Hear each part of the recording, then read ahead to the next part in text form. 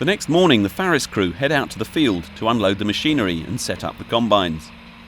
And while Rick takes a look at the crop with his main customer, who has 6,000 acres of wheat that's almost but not quite ready to cut. I've known Rick probably 25 years. He's cut for me about that long. As a person, he's honest, hardworking, and just runs an excellent crew, excellent outfit. He's a details man, isn't he? Absolutely, attention to details all the time.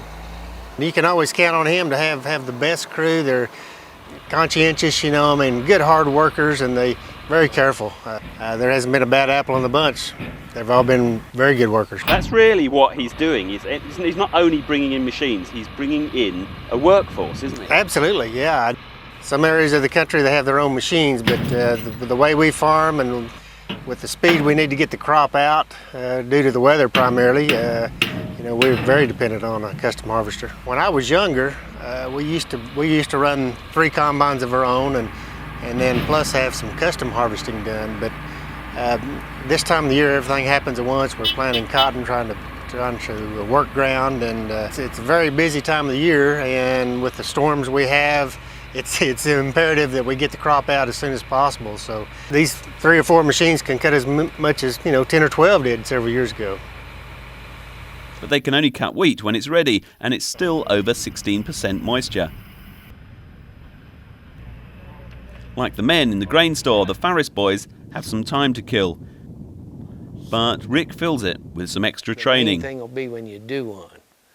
But step 1, when your rotor's plugged, is you drop your concave all the way down. Step 2, the big black wrench on the back of the bin inside the engine compartment. You open it up, you get up there, and that fits in your rotor pulley here, and you can turn it backwards. Deal. Now, if you're running a combine and you plug and there's somebody sitting in a truck that isn't being loaded, I expect you over helping him.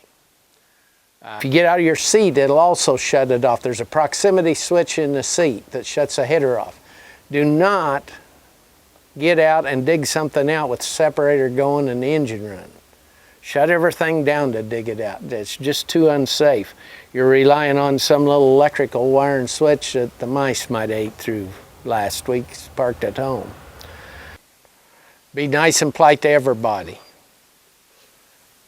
You never know who they're going to be out here. You don't know them, so just be polite to everyone and assume there's someone you should know. The lessons are followed by some healthy exercise clearing the bushes back from the road so that they can move between fields without removing the headers.